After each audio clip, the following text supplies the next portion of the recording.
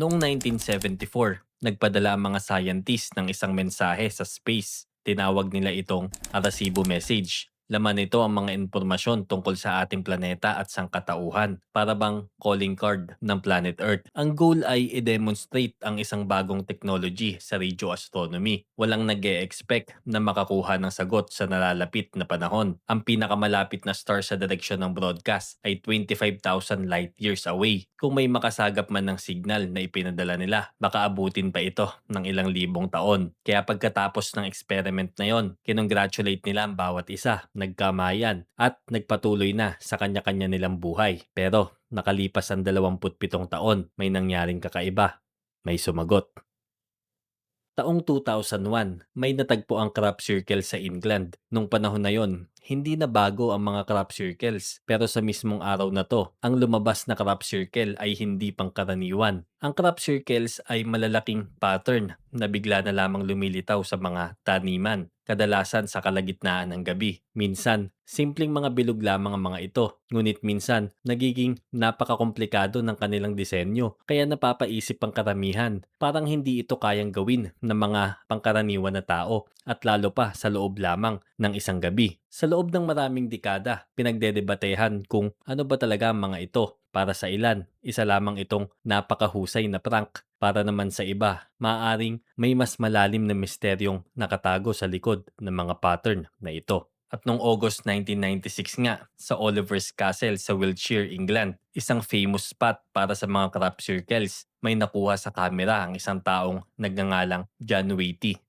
Bandang 3:00 ng umaga, may mga puting orbs na lumilipad sa ibabaw ng isang wheat field, at lumipas lang ilang segundo, tila may nabuong isang formation, isang crop circle.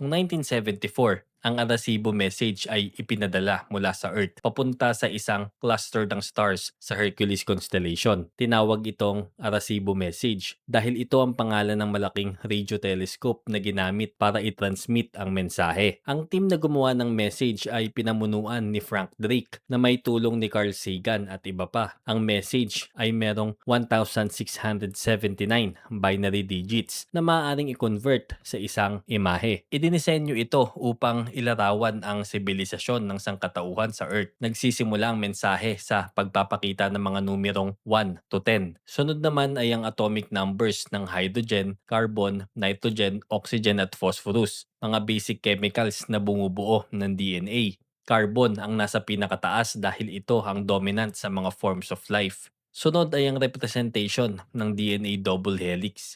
Sa baba naman nito, isang human figure, ang average height, at ang population ng mga tao sa mundo, which is 4 billion noong panahon na yon. Sunod ay ang schematic ng solar system natin, kung saan ang third planet ay nakataas malapit sa human figure. Nire-representa nito ang lokasyon ng planeta natin sa solar system. At panghuli, ang Arecibo Radio Telescope, ang tool na ginamit para i-transmit ang message. Ang pinakamalapit na star na posibleng makareceive ng message ay 25,000 light years away. So kung meron mang makasagap ng signal at makapagbigay ng reply, aabutin ito ng mahigit 50,000 years.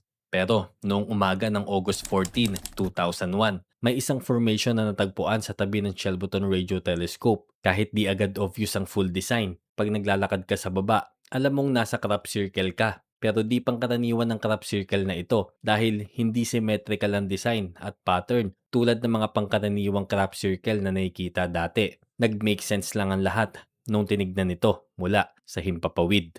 Isang muka, at makalipas ang 3 araw, ito naman ang lumabas. Ito ay nakilala sa tawag na Arecibo answer. Ang formation ay gumamit ng parehong 23 by 73 grid. Sa pinakataas, ipinapakita ang numbers 1 to 10, katulad ng sa original. Pero this time, silicon ang main element of life, hindi carbon. Ang kanilang DNA ay merong pangatlong string. Sa baba ay isang humanoid figure na merong taas na around 4 feet, at ang kanilang population ay nasa 21 billion. Sunod ay ang kanilang solar system. Nakataas malapit sa humanoid figure ay tatlong objects na nagsasabing tatlo ang tinitirhan nila sa solar system. Nasa pangatlo at pang-apat na planeta sila, at panglima na maaaring nagre-representa ng isa ring planeta o isang space structure. Sa original Arecibo message ay ang picture ng Arecibo telescope na ginamit para i-transmit ang message. Halos lahat ng bagay sa Arecibo answer ay tila merong counterpart mula sa original. So anong ibig sabihin ng image na ito sa baba?